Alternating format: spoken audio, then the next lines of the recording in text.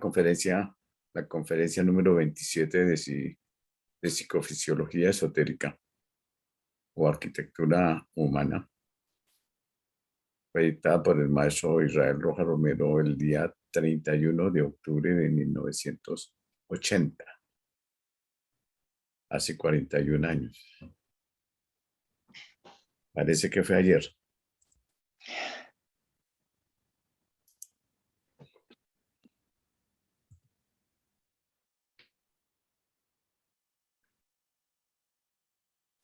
El maestro Rojas empieza en esta maravillosa lección diciéndonos: hermanas y hermanos, continuamos nuestra marcha en el estudio de la arquitectura del cuerpo humano en relación con las energías del universo. O en otras palabras, el cuerpo humano es una coagulación de las energías del universo. Es una objetivación, es una desinficación de las energías más sutiles del cosmos, como toda la llamada materia. El maestro nos dice que el señor Heindel tiene una frase muy hermosa. Dice: la materia es la sustancia raíz cósmica de todo cuanto existe, porque materia y espíritu son dos polaridades de la cosa única y eterna. Este es el punto fundamental en esta clase de investigación, sea para los hombres de la física, para los metapsiquistas o como se quieran llamar. De todas maneras, con esta conclusión, el hombre empieza a ver claro todos los problemas de la vida y de la evolución. No hay sino diferencia de densidades en toda la naturaleza. Esta es una cuestión enteramente fundamental igualmente. Dice el maestro: el cuerpo vital es menos denso que, el cuerpo vital es menos denso que el llamado denso. El cuerpo emocional es menos denso que el llamado vital. El cuerpo mental es menos denso que el llamado emocional. Y así sucesivamente. Estos son los 4 niveles en los cuales evoluciona el hombre, porque de ahí en adelante todo entra en el territorio metafísico y espiritual. Entonces evolucionamos en estos 4 niveles: el cuerpo físico, cuerpo vital, cuerpo de deseos y cuerpo mental.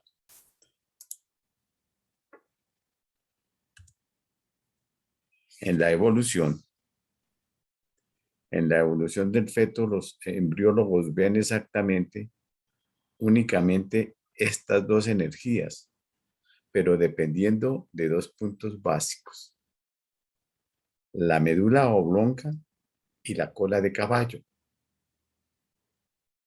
De modo que este es el punto electromagnético de la energía terrestre y el otro es la energía cósmica de la energía universal.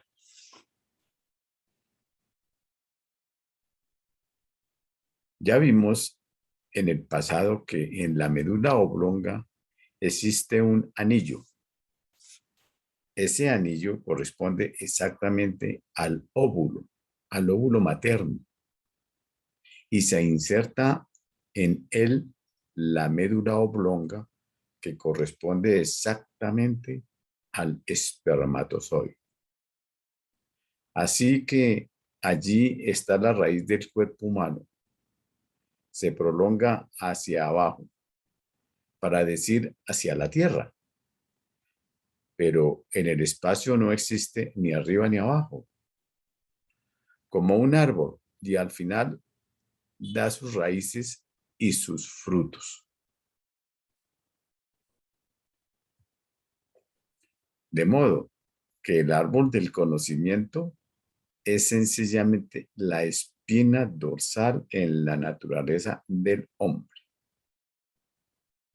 Y el árbol de la vida es sencillamente la organización sistemática de la cadena de glándulas que tiene como fundamento la glándula pituitaria primariamente y como final el centro de Yesod, donde viene la semilla a cumplir la función de la vida y de la evolución. Si esta semilla es depositada en un lugar adecuado y fecundo, tenemos un nuevo ser. Pero si esta energía es sublimada, tenemos la evolución espiritual y psíquica del hombre. Así que materia-energía, espíritu-materia, y todas aquellas frases son simplemente modos de dar a conocer la verdad única y eterna. En el Oriente a esta asociación se le llama el Sawabad, o sea, movimiento eterno.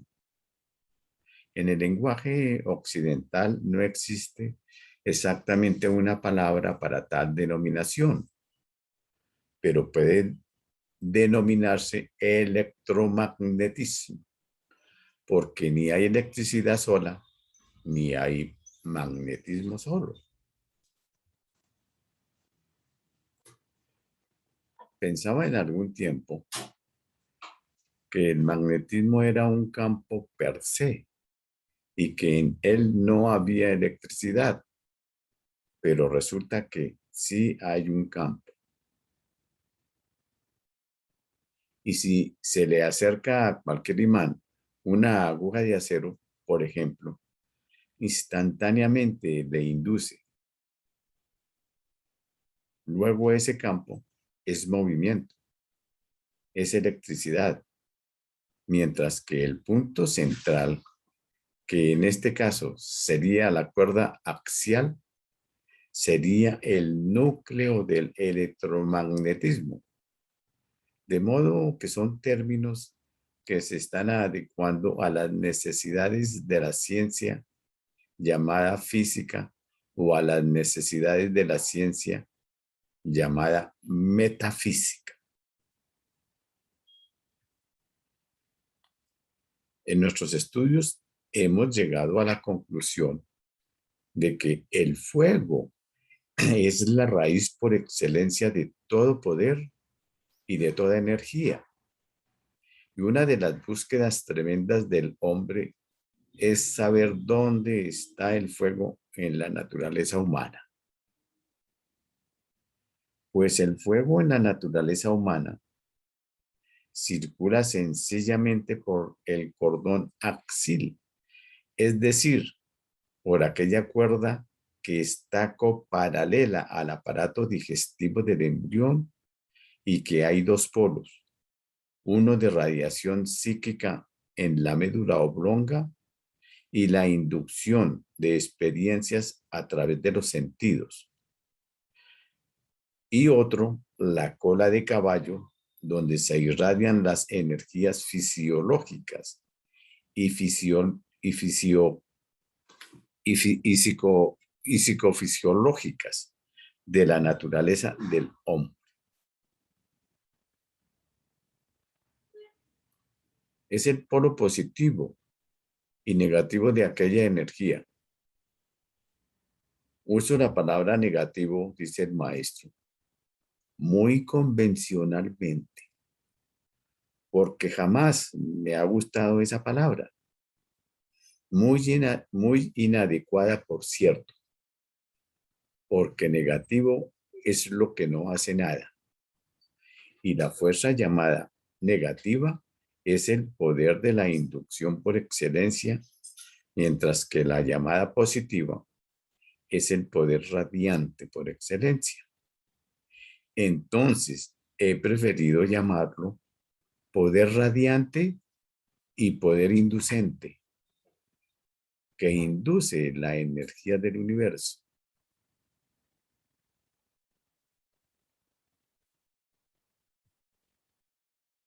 Hay cierta bipolaridad que debe cambiarse naturalmente en la naturaleza de los seres, masculino y femenino.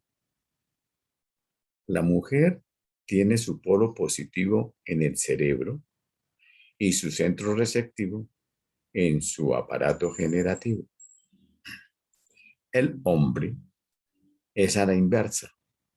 Tiene allí su aparato radiante y en el cerebro como inductor. Pero una vez que induce la experiencia a través de los sentidos, la transforma en sensibilidad, en conciencia, en imaginación creadora y otros factores extraordinarios de la vida del hombre. Pero lo que vamos a hablar ahora se refiere a algo que debemos conocer honda y profundamente. El misterio de la sangre, que es sencillamente el proteo universal, el movimiento por excelencia dentro de nuestro cuerpo. Ninguna ramificación nerviosa tiene alguna importancia si no es bañada por la sangre. Es absolutamente indispensable.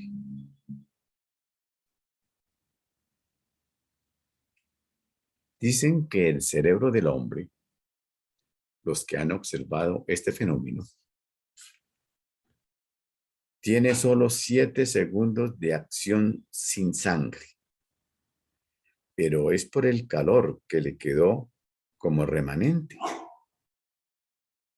Así que las funciones del cerebro se deben exactamente a la sangre.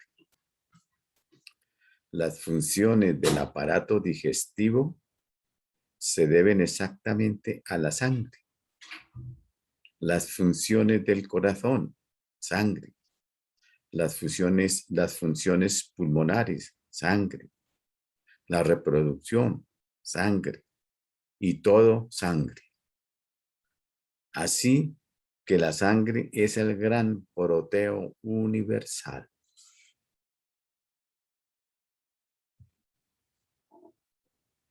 La sangre es lo que alegóricamente se refiere a aquella deidad griega que robó el fuego a los dioses y se lo entregó a los hombres. Es el fuego que subyace en la sangre del ente humano. ¿De dónde deriva ese fuego o la sangre? Sencillamente del cordón axil, sencillamente de la médula espinal que en ciencia se llama el epéndice. De modo que la linfa, que se organiza en el aparato digestivo e hígado, pasa a ciertas ramificaciones del sistema linfático al pecho y de ahí va a tomar aquella energía que la hace roja por el fuego creativo de la existencia y la convierte en calor. Ustedes saben que el calor de nuestra sangre es de 37 grados centígrados y que si esa tonalidad sube, hay desequilibrio fisiológico y si baja, exactamente lo mismo. 37 grados, por lo tanto, es el calor de la sangre, el calor vital de la entidad humana y ese fuego lo toma de la energía cósmica.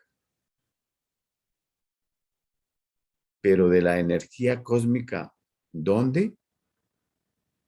En el cordón axil, en ese cordón vital. Allí está el fuego de la vida. Allí está el fuego cósmico involucrado en la naturaleza del hombre. mientras que el agua como sustancia de todas las transformaciones bioquímicas está en el aparato digestivo. Por eso se puede llamar exactamente el árbol de la vida, el árbol del conocimiento, el árbol de las funciones orgánicas en el aparato digestivo. Y el árbol espiritual, si hemos de utilizar este término, en el cordón axil, es decir, en el epéndimo, es decir, en la médula espinal. Allí está el fuego de la vida.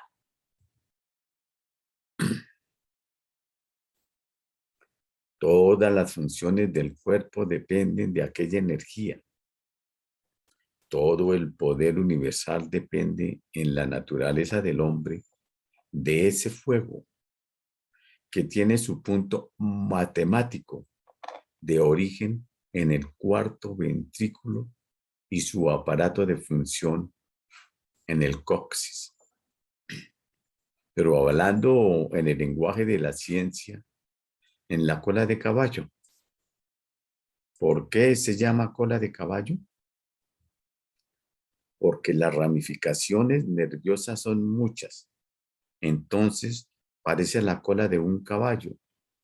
Son cuestiones analógicas.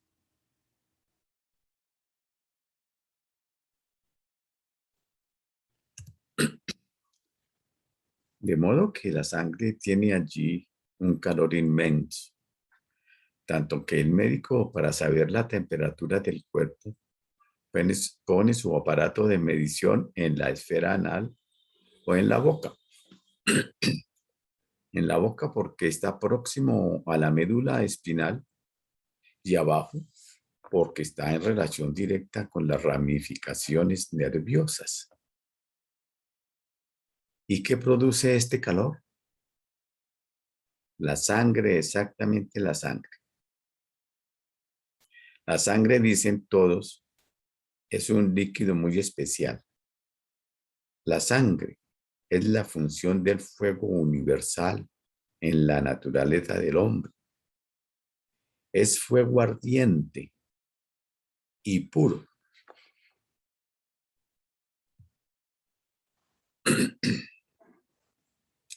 Se habla de las buenas y malas sangres simplemente para decir si esa sangre está cargada de emociones y pasiones ordinarias o bien está cargada de cosas solemnes, sublimes, nobles, espirituales y metafísicas.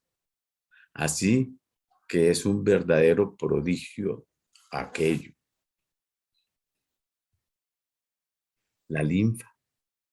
La linfa se convierte en hematíes o glóbulos rojos en la médula espinal y también en la médula parcial de los huesos planos, pero especialmente en la médula espinal, y allí se carga de aquel electromagnetismo foático y va a todas partes del cuerpo para cumplir sus funciones.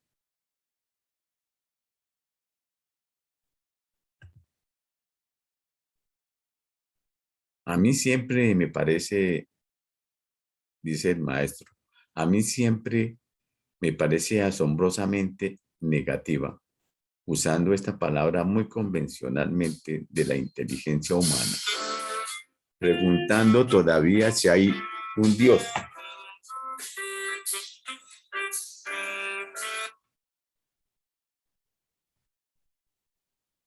Discúlpeme.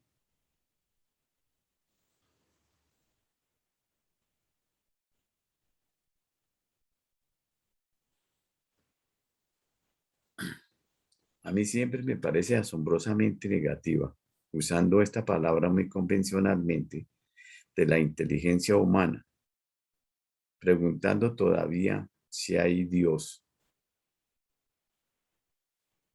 si hay inteligencia universal, y no ven tantas maravillas de la naturaleza que operan en todos los seres especialmente en su propio organismo.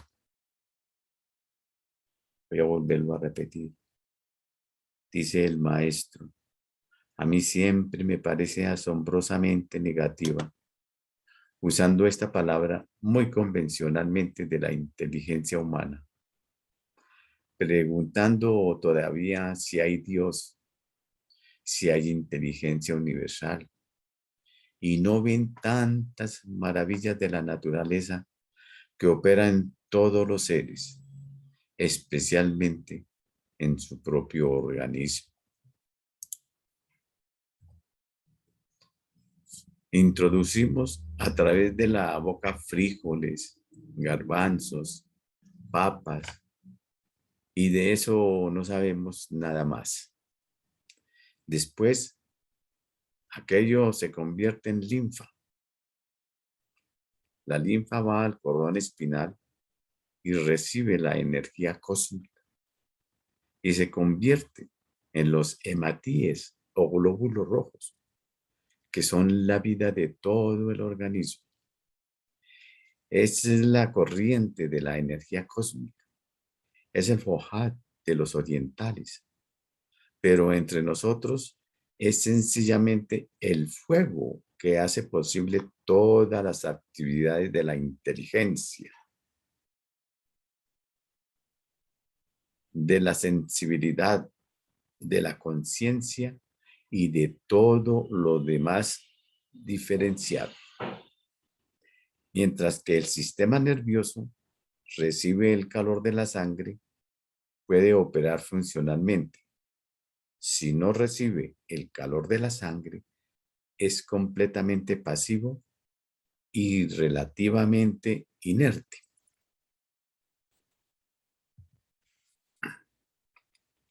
La parálisis es debida sencillamente a que el fuego de la sangre no inunda aquellas ramificaciones nerviosas que son raíz y causa de los movimientos de los miembros dependientes, todos de la espina dorsal.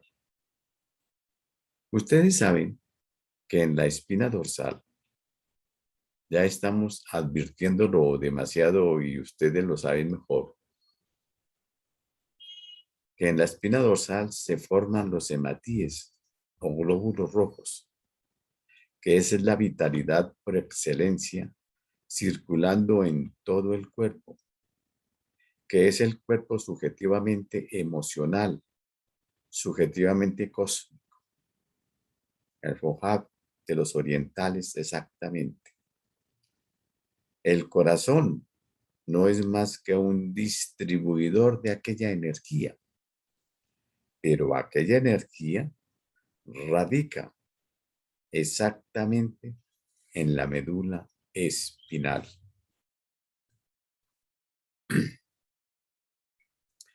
La tradición oriental da muchos ejercicios para tratar dizque de despertar ese fuego. Si el fuego ese no estuviera despierto, no habría vida. Son palabras inadecuadas. El trabajo del hombre en estos casos es tratar de hacer que las fuerzas racionales y conscientes de la inteligencia penetren a donde está el subconsciente universal en nosotros, es decir, en el epéndimo, es decir, en la médula espinal, es decir, donde radica el fuego secreto de la vida. Según las tendencias del individuo es instintivo o pasional, o es sensitivo o es intelectivo. Eso depende a dónde conduce la energía de la sangre. Esto no se consigue por movimientos físicos, sino por una forma demasiado parcial. Se consigue es a través de los movimientos psíquicos, porque la psique es la que gobierna todos los mecanismos. Eso que llamamos psique nosotros, es sencillamente lo que se ha exteriorizado del poder subconsciente de la naturaleza universal que radica exactamente en la médula espinal. Sí, el maestro. Yo veía siempre los tratados sánscritos, haciendo depender toda la energía del sacro plexus. Pero resulta que este es un acumulador nada más. En realidad, en puridad de verdad, esa energía penetra al cuerpo humano a través del cuarto ventrículo. Allí es donde se canaliza, pudiéramos decir, para penetrar a través del epéndimo e irrigar con su energía y su poder a todo el organismo. Para ayudar a la inteligencia, podemos mencionar determinadas cosas. En la tauromaquia, saben exactamente que la vida del animal está en el cuarto ventrículo y que cuando el estoque del torero ha fallado en perforar el corazón, entonces con una puñaleta punzan el cuarto ventrículo y el animal es muerto.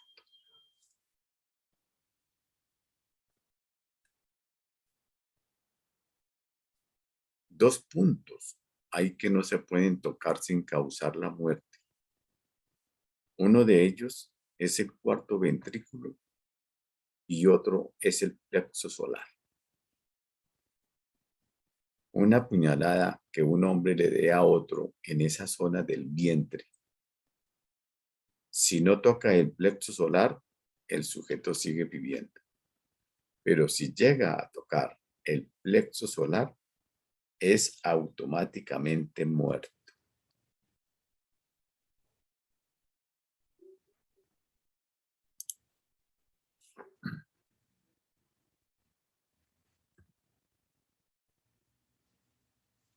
Según las tendencias del individuo, es instinto. Uy, me fui para donde no era. ¿Para adelante o para atrás? Me fui para atrás. Disculpen.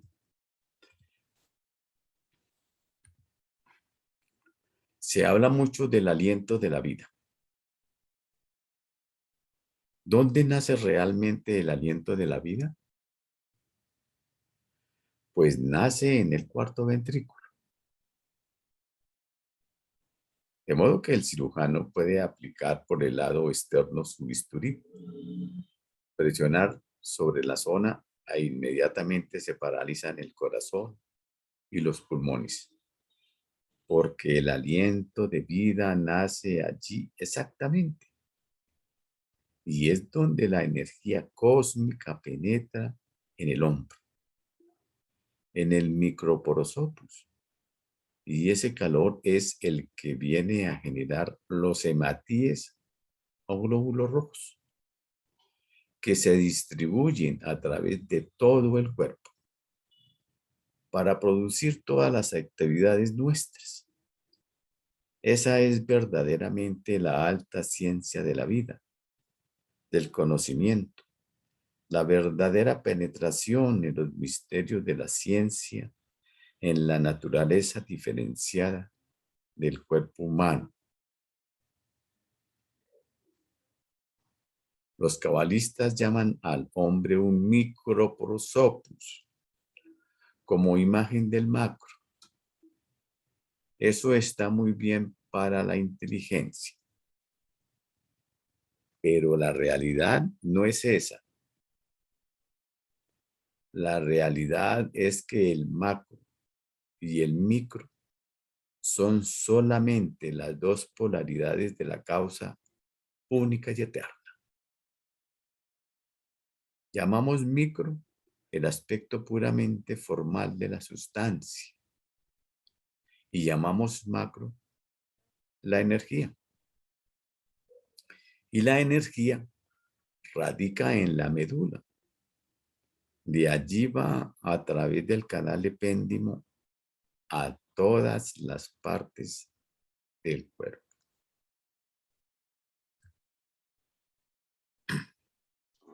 El vago simpático o nervio frénico nace exactamente en el cuarto ventrículo. Vago simpático o nervio frénico nace exactamente en el cuarto ventrículo y se extiende hacia abajo a través de la zona pectoral hasta el plexo solar, donde se pierde para el anatomista, pero el esoterista sabe que esta energía sigue fluyendo por todo el cuerpo. Allí radica realmente el aliento de la vida diferenciada, es decir, en ese sistema extraño o extra que se llama realmente vago o simpático. Vago o simpático, vago o frénico, o mejor todavía, neumogástrico, de neuma, aliento, por ser el que nos atrae el aliento de la vida universal hacia nuestro organismo.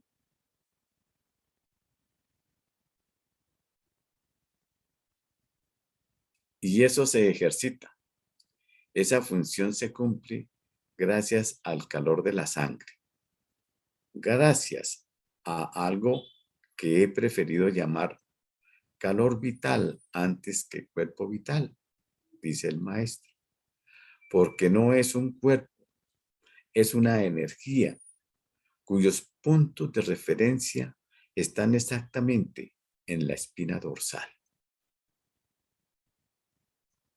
Los que han leído algo de los chakras o centros magnéticos del cuerpo humano ven que son lotos o rosas que se han ido a la periferia del cuerpo y la energía cósmica sutil penetra a través de ellos hasta llegar a la médula y con él alimentar todo el cuerpo.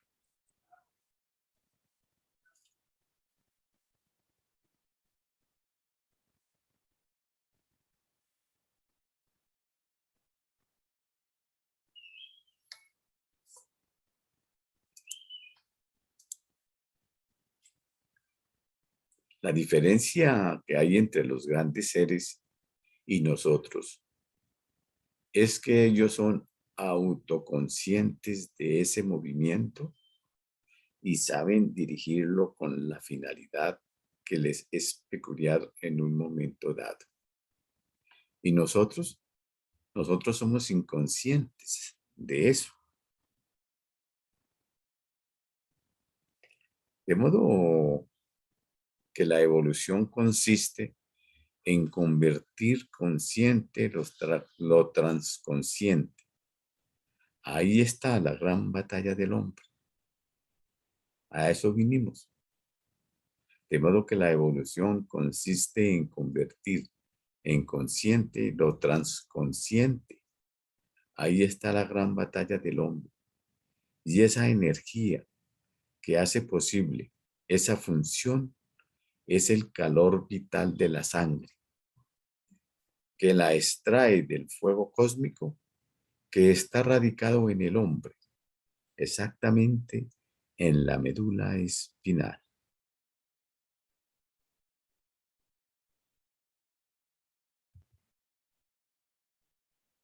Antiguamente los médicos afortunadamente han abandonado ya ese hábito perverso.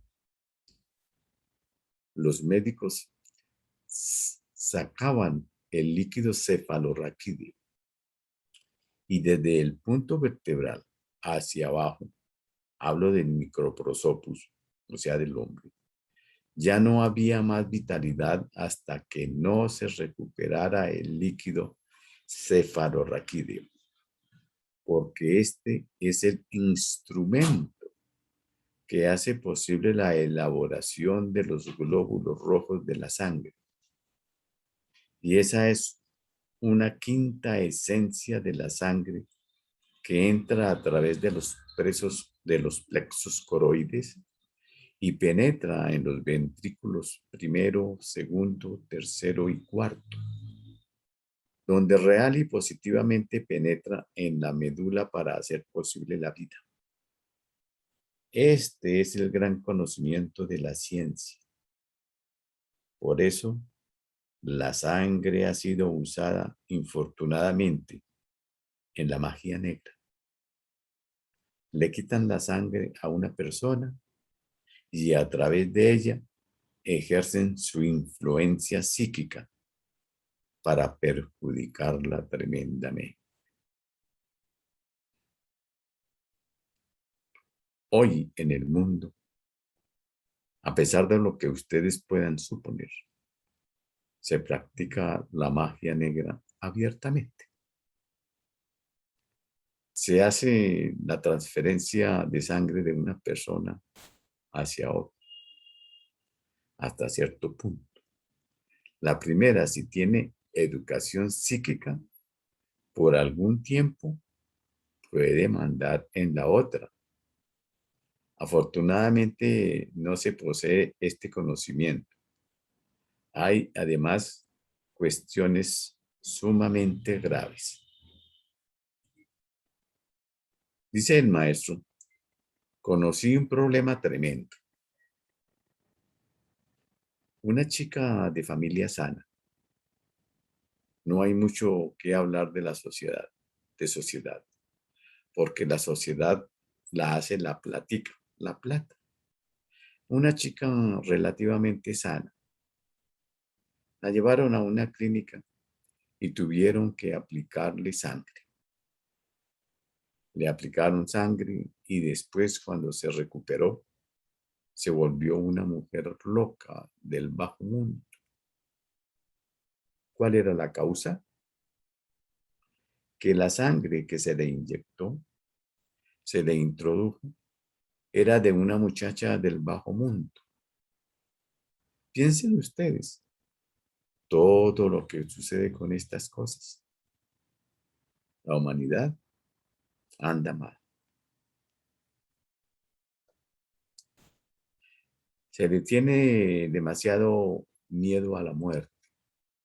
Pero, ¿qué es la muerte? Si a uno le toca desencarnar, pues es una ley natural y sigue su evolución. No se para en modo alguno. De modo que eso de aplicar sangre es pura magia negra técnicamente hablando. Afortunadamente, la humanidad no tiene información de lo que podría hacer y suceder con el uso de la sangre de otra persona, porque se tendría el dominio de ella. Es algo de mucho cuidado. De todas maneras, ese proteo universal viviente se produce en la médula espinal. Se produce en las regiones etéricas del cuerpo humano. Allí es donde las sustancias en evolución toman la energía necesaria del cosmos para dispersarlas a través de todas las células y de todo el cuerpo.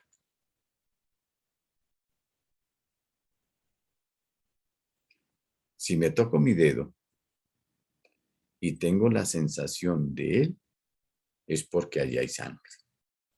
Si no hubiera sangre, no habría esa sensibilidad de ninguna manera.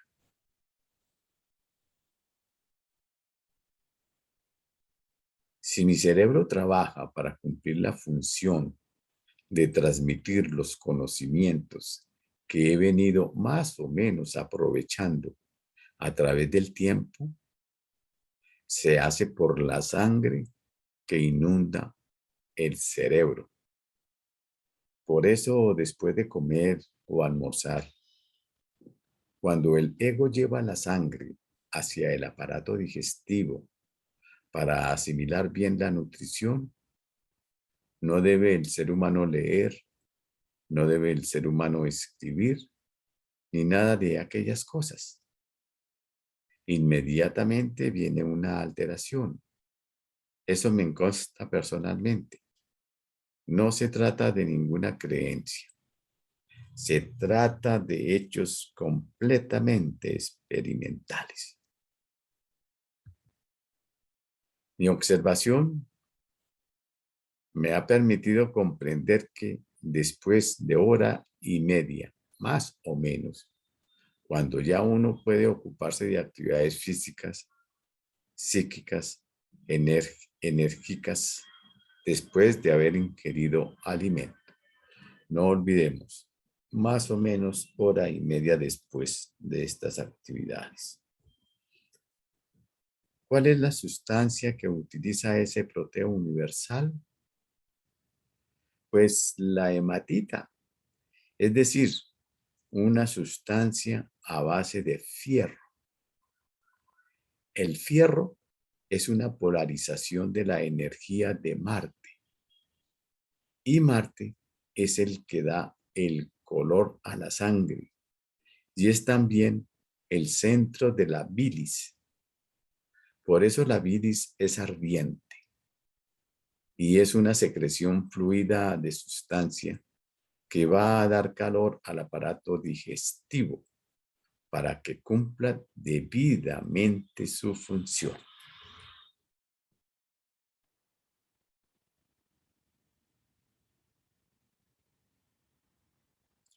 Así que cuando meditamos, ¿qué es lo que hacemos?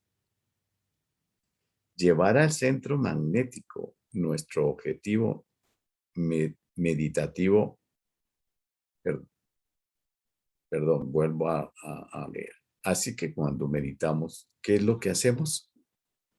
Llevar al centro magnético de nuestro objetivo meditativo mayor cantidad de sangre para hacer que la vitalidad penetre y aumente la fuerza de aquel centro magnético. Esa es la cuestión. Es algo verdaderamente maravilloso.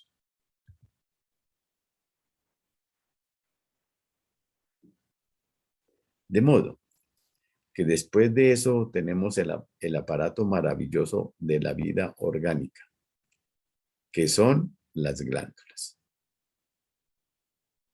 Las glándulas alimentadas por esa energía del fuego de la sangre cumplen funciones increíbles. ¿De dónde surgen las glándulas? De hendiduras del aparato digestivo. Lo ven exactamente los embriólogos. Ellos lo ven perfectamente. De manera que las glándulas son prolongaciones del aparato digestivo.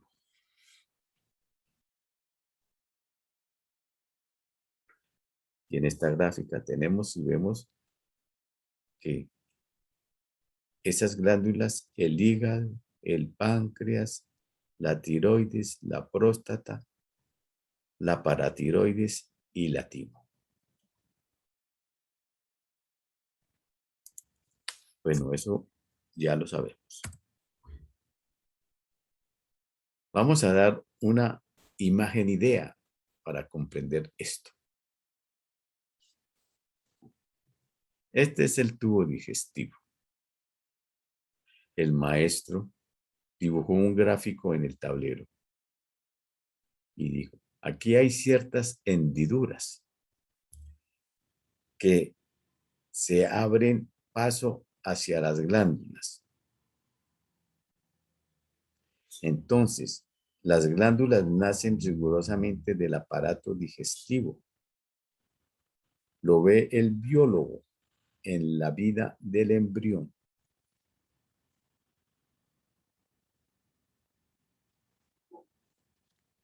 Entonces, las glándulas principales, ¿cuáles son? La glándula pituitaria, tiroides, paratiroides, el timo, el páncreas, las suprarrenales y las gónadas. Esas son realmente las glándulas. Aquí está su ubicación y el número de cada una de ellas.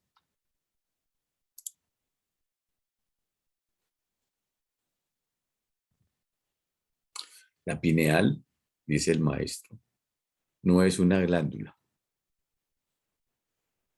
Es un centro nervioso como aparato de la conciencia que hace funcionar las glándulas según las necesidades específicas.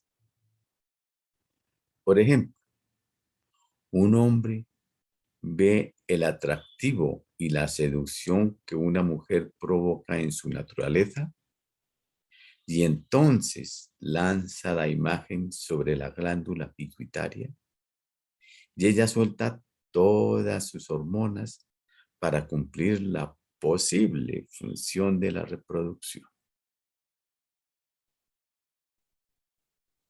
La quitamos rápido para los caballeros. Ahora, en el caso de la digestión, introducimos al aparato digestivo la comida de nuestra comida o cena. Comida es una palabra pésima. No indica la realidad. Es la cena. Comida es lo que ya hemos ingerido, pero estamos llenos de aberraciones en el idioma. No hay tal comida, sino alimentos o cena, la última de la noche.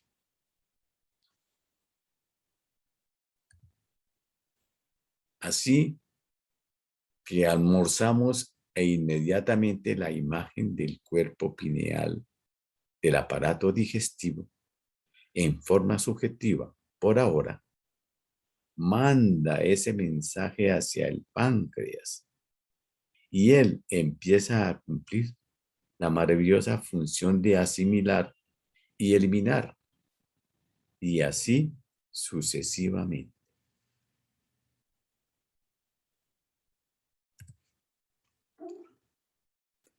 Estamos sentados tranquilamente y nos vamos a poner en marcha.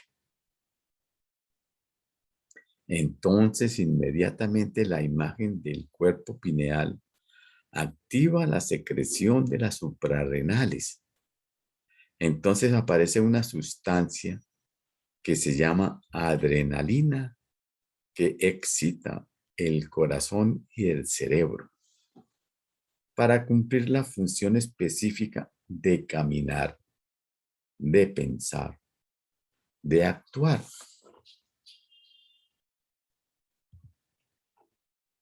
De modo que el ego tiene especial centralización de su poder en el cuerpo pineal, ya sea objetiva o subjetivamente. Todo el funcionamiento de las glándulas depende de la labor de aquel que dispara su energía y pone en acción todas o cada una de las glándulas según la necesidad peculiar.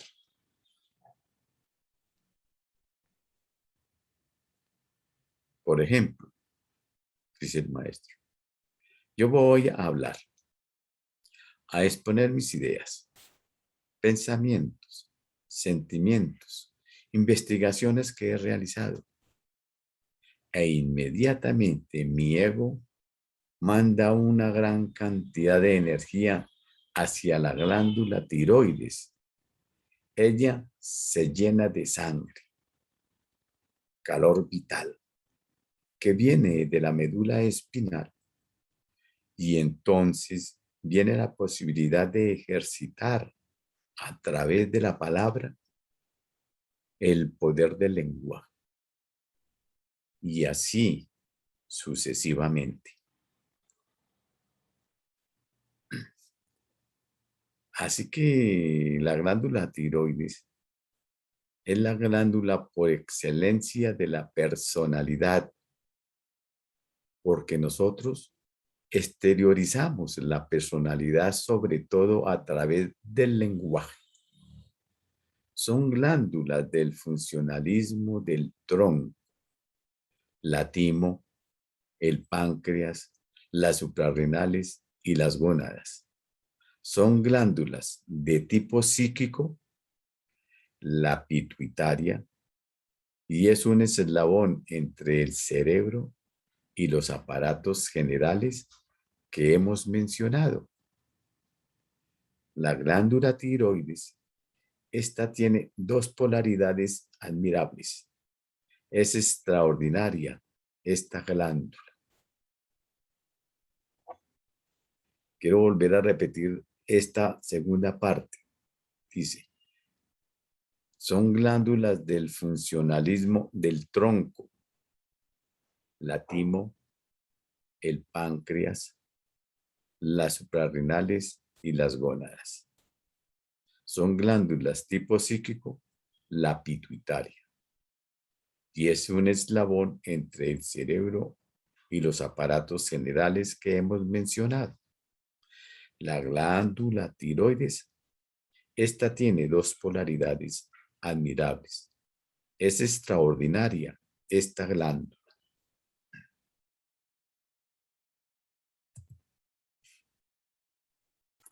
Aquí hubo un médico eminente que consideró que la glándula tiroides era la glándula de la personalidad.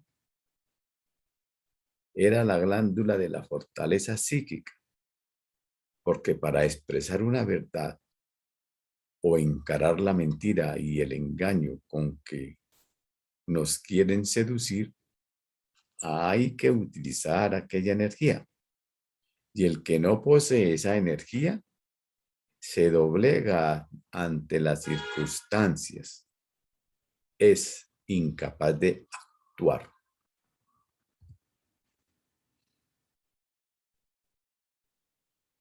Los egipcios conocían muy bien esto.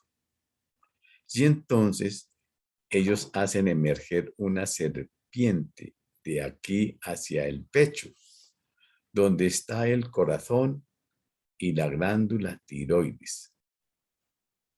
El corazón le da la presión sanguínea necesaria y la glándula tiroides la capacidad de actuar para decir, ojalá, siempre la verdad, siempre con belleza, siempre con bien. Es una educación que tenemos que lograr a través del tiempo y del espacio.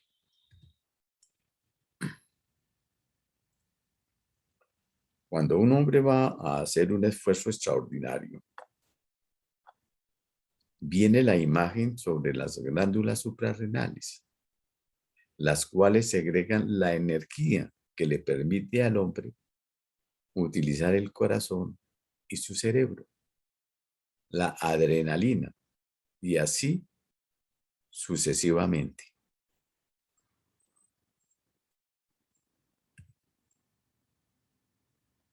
La interrenalina está en relación directa con el aparato de la reproducción.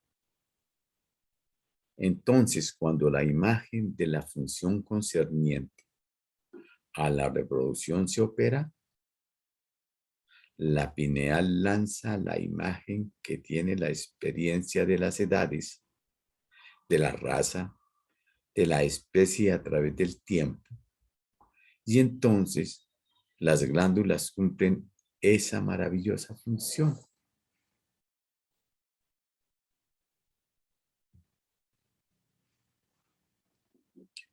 Entonces, de modo que las glándulas son el árbol de la vida, mientras que la médula espinal es el árbol del conocimiento y de la sabiduría.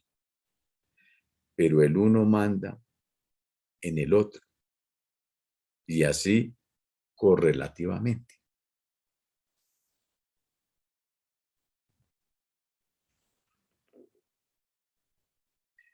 Solamente en el hombre armonioso, psicosensorial, funcionan en paralelismo aquellas dos fuerzas maravillosas de la naturaleza y de la vida. Son raros, muy difíciles. Creo que en esta encarnación, dice el maestro, he conocido a uno que tenía esa cualidad desarrollada en grado sumo. Era un hombre psicosensorial en todos los instantes de su vida. Era el señor Krumheller. Lo sigo admirando demasiado porque era un hombre que iba en camino de realización de sus prédicas, de su filosofía, de su ciencia. En él no eran palabras, eran hechos vivientes.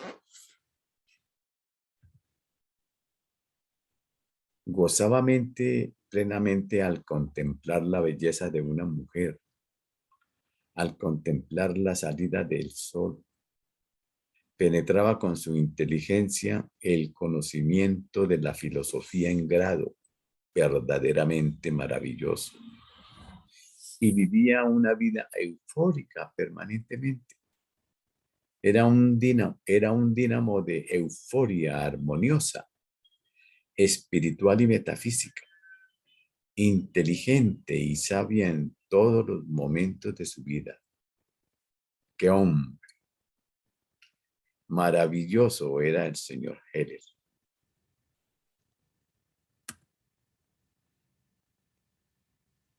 He concebido una esperanza, dijo el maestro, de que en mi próxima encarnación humana, él también esté encarnado para seguir siendo su seguidor y tratar de compenetrarme de esa manera de ser, de esa plenitud de sabiduría, de esa fortaleza moral, de esa limpieza en todos los actos de su vida. Qué maravilloso sujeto, qué hombre tan extraordinario.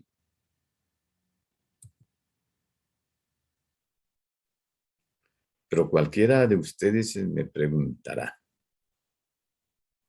¿y no conoció al señor Zanoni? Ese era un dios. Estoy hablando del hombre en evolución. El señor Zanoni era un dios. Sabía el pasado, el presente y el futuro. Conocía los pensamientos de los seres.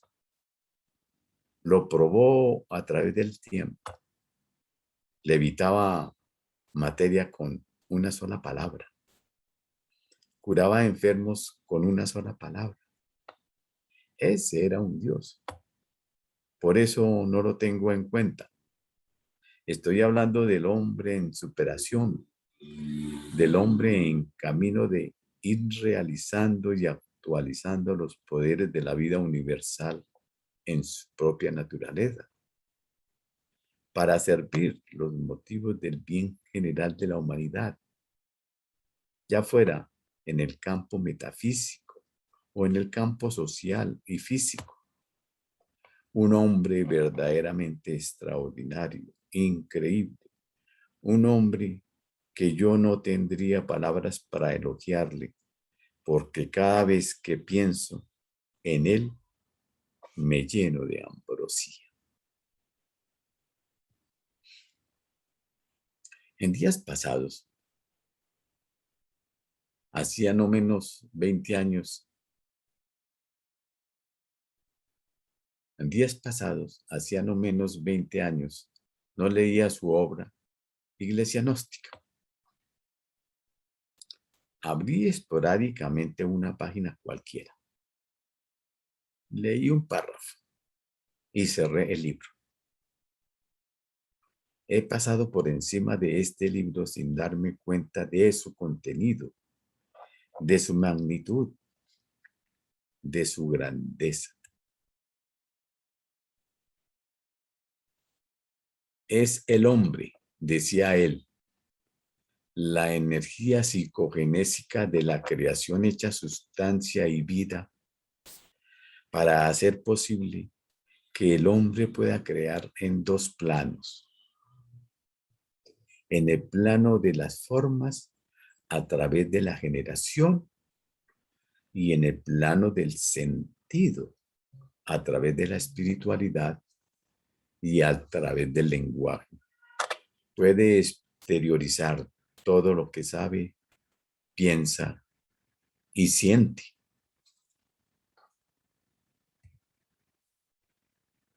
Esa era la frase. Una frase simple, aparente, pero de una profundidad increíble verdaderamente. No hemos estudiado a Krumheller. Quizás no estamos maduros para tanta profundidad, para tanta magnitud, tanta grandeza.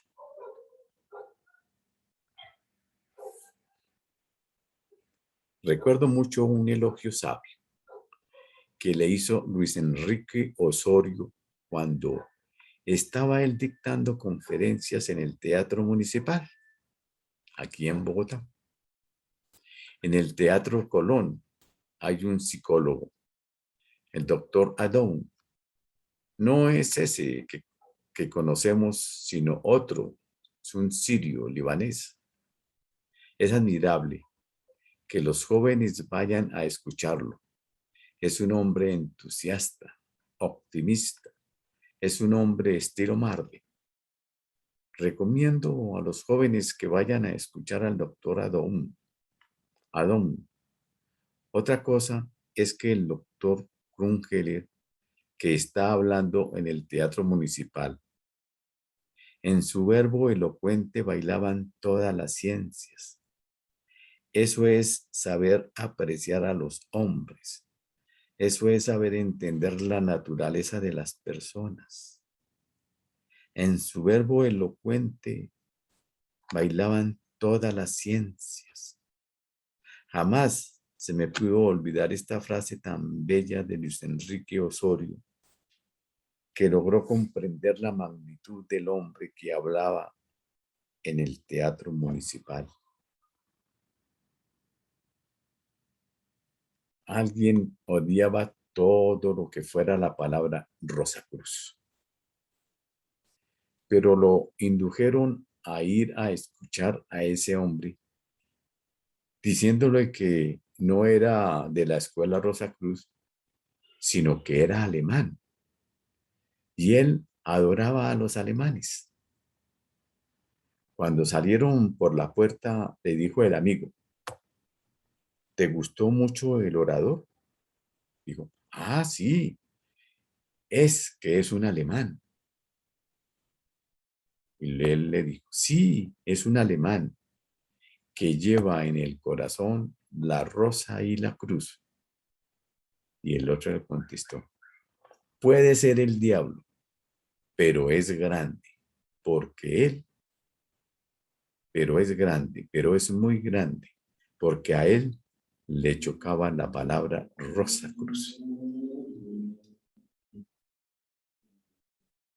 De modo que todas las energías de la vida dependen del fuego creador de la existencia, cuya polaridad cósmica es el fuego que penetra a través del cuarto ventrículo y exterioriza su poder en el centro generativo.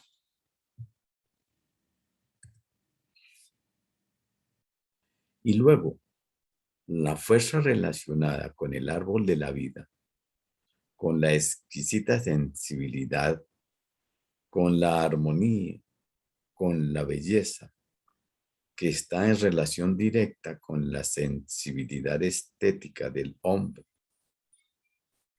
que pone en movimiento las glándulas en su mecanismo funcional, es el árbol de la vida. Allí está el árbol de la vida y el árbol del conocimiento. El uno no funciona sin el otro. Por eso en todas las escuelas iniciáticas de todos los tiempos se simboliza el fuego y el agua como base y fundamento de todo lo que existe.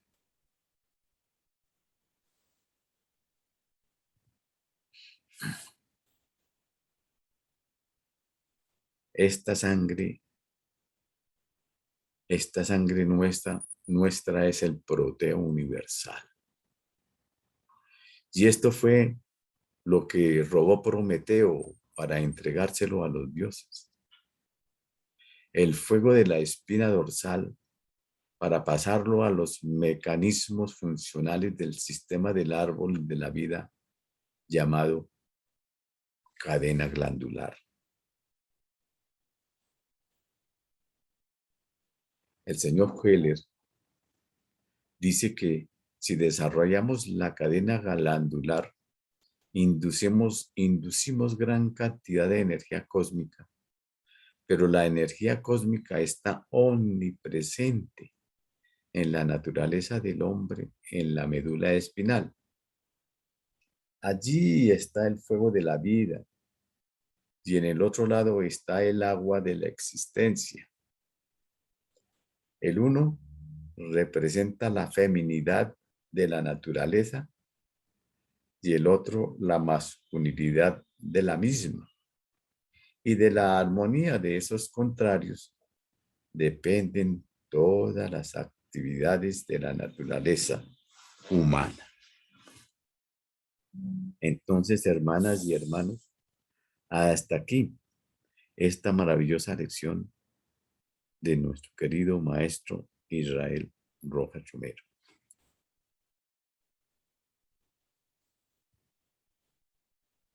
Voy a dejarles este resumen allí para que quede en la grabación y lo puedan volver a estudiar.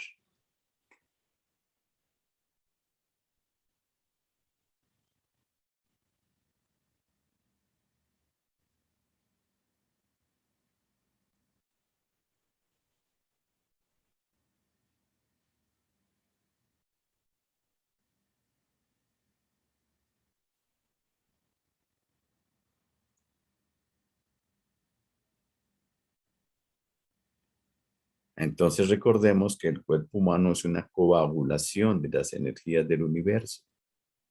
Es una objetivación, es una densificación de las energías más sutiles del cosmos.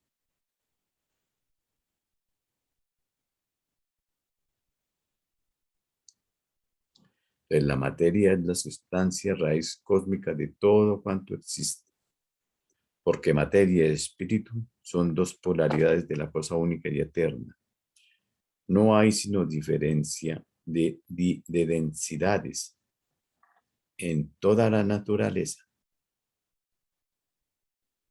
Entonces, los cuatro niveles en los cuales evoluciona el hombre son el denso, el vital, el emocional y mental. Porque de ahí en adelante todo entra en el terreno metafísico y espiritual.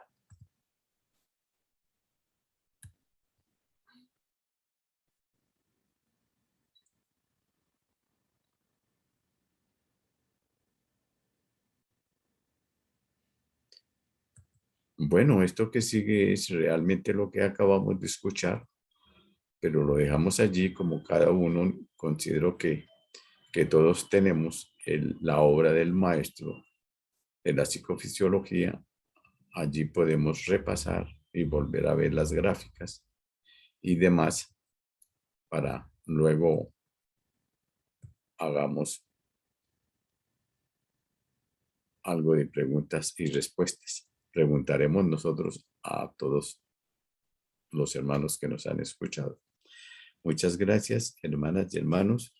Vamos a dejar que los hermanos realmente nos hagan el favor de, si necesitan ampliar o decir algo con respecto a lo que dijo el maestro, lo puedan hacer.